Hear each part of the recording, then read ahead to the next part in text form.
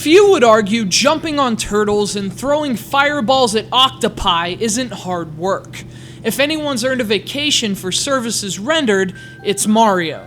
And after 20 years of rescuing princesses and stomping Goombas, Nintendo finally rewarded the world's hardest working plumber with a long overdue beach vacation. To the sun-drenched tropical paradise of Isle Delfino. Mario caught a few rays, a bit of a tan, and lots of backlash. This is Super Mario Sunshine, the sixth release in the main Super Mario series, as well as one of the most controversial among its fans.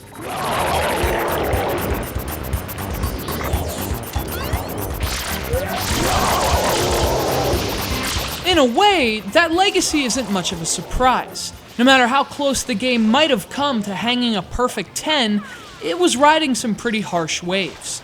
Putting Mario into such a foreign environment instantly prompted skepticism from GameCube owners, many of whom had already formed unreasonable expectations while they waited for Sunshine.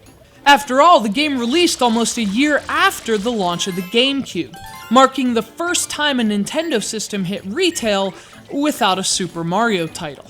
Throw in that it was coming on the heels of the groundbreaking Super Mario 64, and it's easy to see why Sunshine was swimming against the current. Of course, it must have been doing so in a frog suit. Contrary to the off-point claims of its naysayers, Super Mario Sunshine is a tremendous game, very much worthy of the esteemed gaming bloodline to which it belongs. Now, there are plenty of things about Sunshine any seasoned Mario player will find familiar, but for many, what defined this game is the myriad of things it did differently. Most obviously, familiarities once considered sacred elements of any Mario game were nowhere to be found in Super Mario Sunshine. You see, there are no floating bricks on Isle Delfino, and polka-dotted portobellos tall enough to reach the sky can't exactly grow in the sand.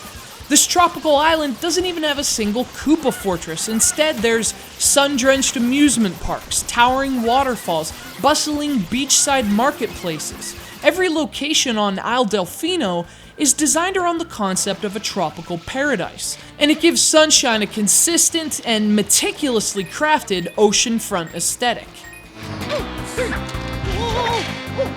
Of course, it's about more than just the setting. Sunshine also benefits from a spectacular soundtrack that also plays on those tropical themes, and combined with the environments, they give the game a very distinct flavor.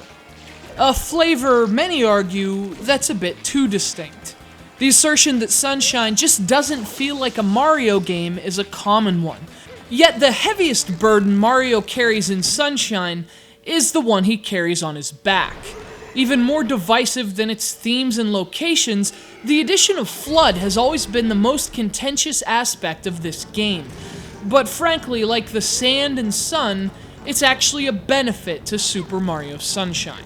F.L.U.D is a water-fueled jetpack Mario wears throughout the game, enabling him plenty of slick new moves. He can hover across wide gaps, he can blast into the air, he can spray enemies, and it's all dependent on water.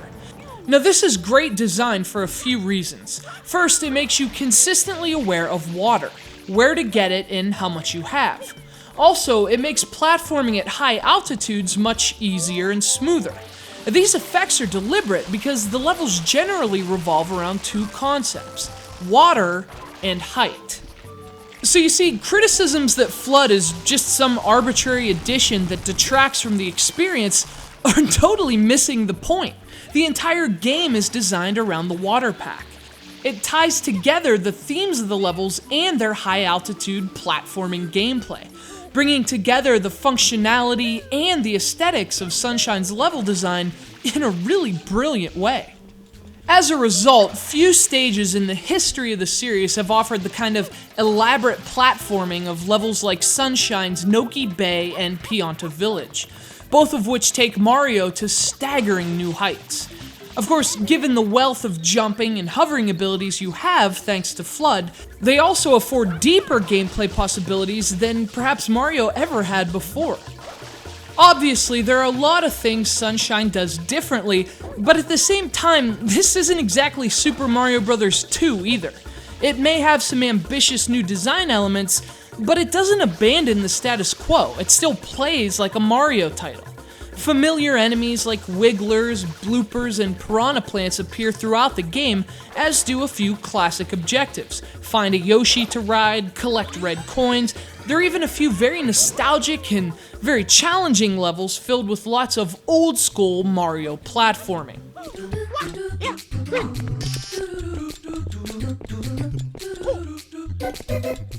These levels are incredibly engaging to play through, and in retrospect, they feel like obvious blueprints for what would become Super Mario Galaxy. So to say this game doesn't feel like a Mario game is to pay only superficial attention to its themes and aesthetics. In reality, Sunshine toes an impressive balance between invention and establishment. It never forgets that it's a Super Mario game, but by building on its run-and-jump gameplay conventions, it also elaborates upon the core concepts that have made the series so popular for so long. Of course, that's not to say it's on the same level as a Super Mario Bros. 3 or a Super Mario Galaxy. To be fair, Sunshine isn't without a few nagging flaws. The camera is often very frustrating, almost to the point of being broken. An anticlimactic final battle with Bowser also reflected a few questionable design choices, and those pervasive tropical themes do come at the cost of variety. They make the game feel cohesive, but they also bring a feeling of smallness to Super Mario Sunshine that you just don't find in other Super Mario titles. And yet, relative to the game as a whole, these shortcomings are merely grains of sand.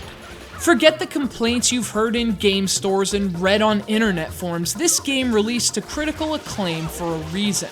A modern Nintendo classic, this is one of the GameCube's best releases, not to mention one of the most enjoyable and refreshing Super Mario games of all time.